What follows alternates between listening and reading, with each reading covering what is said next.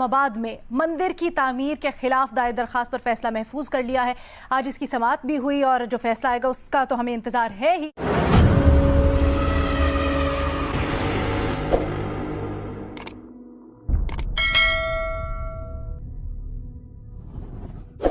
ہوگا لیکن اس کے بعد اس کے اوپر سٹے لے لیا گیا اور اس کے اوپر ایک اسلام آباد ہائی کورٹ میں درخواست بھی چل رہی ہے. جیسا کہ ہم نے آپ کو بتایا فیصلہ محفوظ کر لیا ہے. اب حکومت نے یہ معاملہ اسلامی نظریاتی کونسل کو نظر ثانی کے لیے بھیج دیا ہے. تو اپنے اینالسٹ سے ہمارا سوال کچھ یوں ہے کہ کیا مندر کی تعمیر پر مذہبی بنیاد پر تنقید کرنا درست ہے، ہاں یا نہیں کے آپشنز ہیں.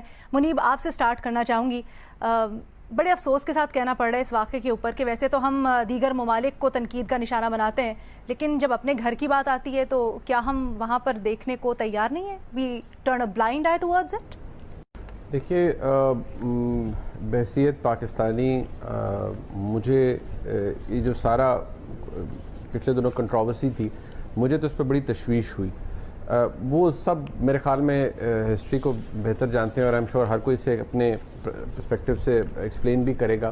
لیکن میں صرف یہ کہہ رہا ہوں کہ مجھے اس لیے تشویش ہوئی کہ کیا ہم پر یہ کوئی پابندی ہے کہ ہم کسی اور مذہب کی جو عبادت گاہیں ہیں وہ ہم نے نہیں بننے دینی اس ملک کے اندر، یا ان کو اگر کوئی بنا رہے ہیں یا کسی اور مذہب کے لوگ اپنی عبادت کرنا چاہتے ہیں تو کیا یہ ہم پر فرض ہے کہ ہم وہ عبادت گاہیں نہ بننے دیں اس ملک کے اندر، یا کم از کم اس ملک کے اندر جہاں یہ مذہب ہے، جہاں پر گنجائش ہے، جہاں پر کوئی ایسا جبر نہیں ہے. کوئی اگر اسلام قبول کرنا چاہتا ہے یا اسلام کی طرف آنا چاہتا ہے تو ہمیں اپنا ایکٹ ایسا کرنا چاہیے نا، اپنی گفتار اپنا کردار وہ اتنا اچھا ہو کہ لوگ اٹریکٹ ہو کے مذہب اسلام کی طرف آئیں.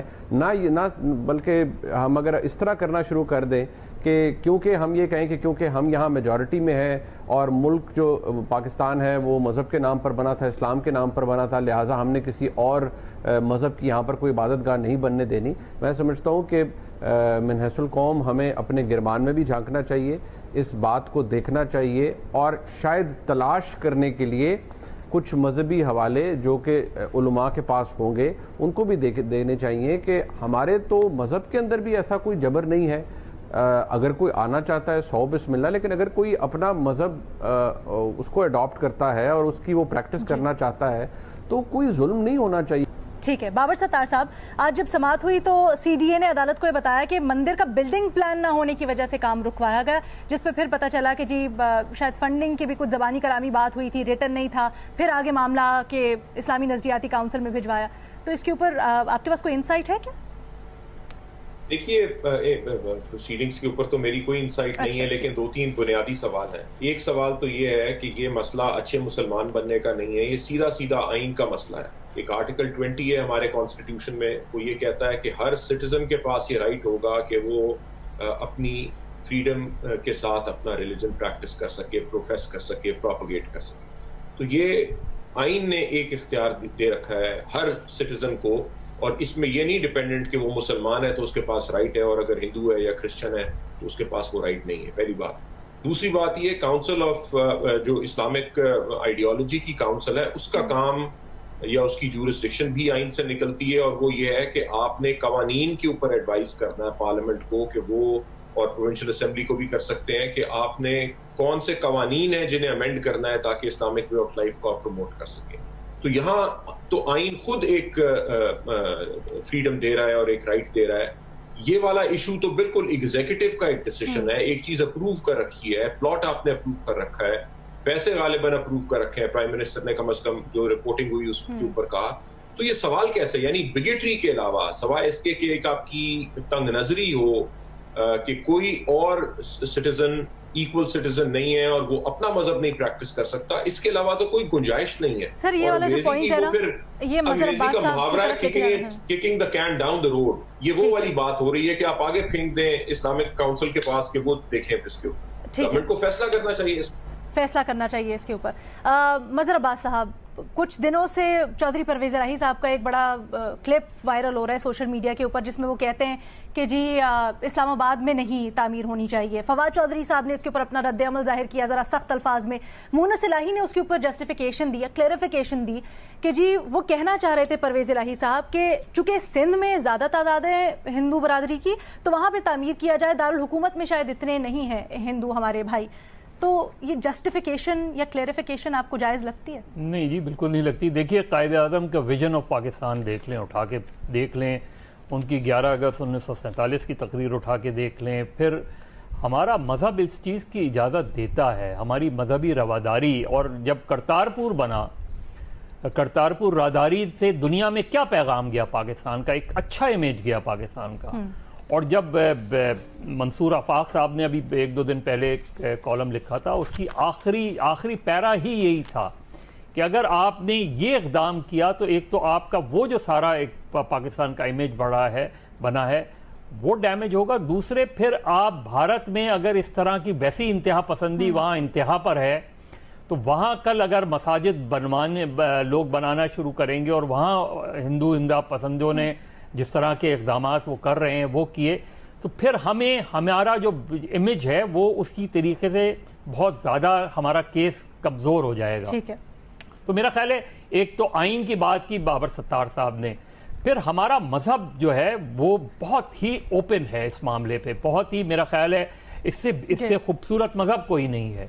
तो मेरा ख्याल है हमें इस चीज़ को उस लिहाज से भी देखना चाहिए, आइनी लिहाज से भी देखना चाहिए, इंसानी लिहाज से भी देखना चाहिए, और फिर ये करतारपुर का सामने रख के हम देखें कि हमारा इमेज किन चीज़ों से ज़्यादा बेहतर होता है। ठीक है। रीमा, जब मास्टर प्लान में कहा जा रहा है कि पहले से मंदिर की तामीर शामिल है, उसका शामिल है, तो फिर हुकूमत की जानिब से इस्लामी नज़रियाती काउंसिल को ये मामला भेजना, क्या लीगल स्टैंडिंग है इसकी? मुझे भी बिल्कुल समझ नहीं आती, लीगली समझ नहीं आती। वैसे तो समझ आती है कि अगर कोई कंट्रोवर्शियल चीज़ बन रही है या अनपॉपुलर आपको लगता है, आपकी कंस्टिट्यूंसी में शायद हो, आपके एलाइज में हो, तो फिर आप आगे किसी और को दे देते हैं कि वो फैसला करें ताकि आपको उसकी रिस्पॉन्सिबिलिटी ना लेनी पड़े।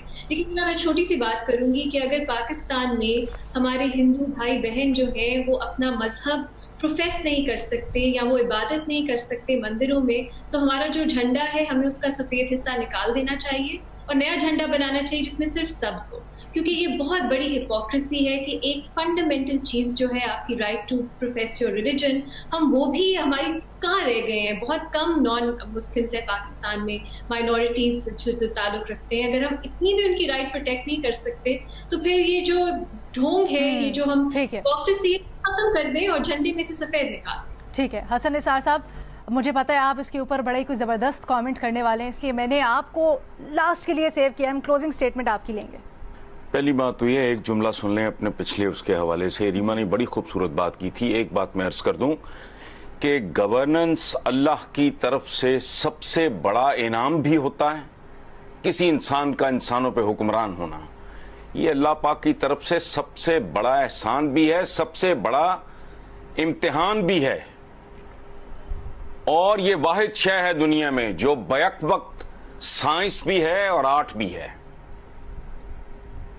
इसलिए ये कोई लौंडो लपाटों का खेल नहीं है। अच्छा, अब आए या आपके सवाल की तरफ, तो सारा शगुफ्ता की नज्म की 2 सतरें हैं, रुला देने वाली सतरें हैं वो। उसने मरहुमा ने लिखा था कि मैं मस्जिद को जाती हूं तो मंदिर रूठ जाता है, मैं मंदिर को जाती हूं तो गुरुद्वारा रूठ जाता है। करोड़ों अरबों साल से मखलूक अपने खालिक की तलाश को अपनी अपनी अक्ल, समझ और फहम के मुताबिक कर रही है। सो इबादत गाहें जो हैं वो यकसां, और हमारी बुनियादी तालीमात में 2 चीजें शामिल हैं।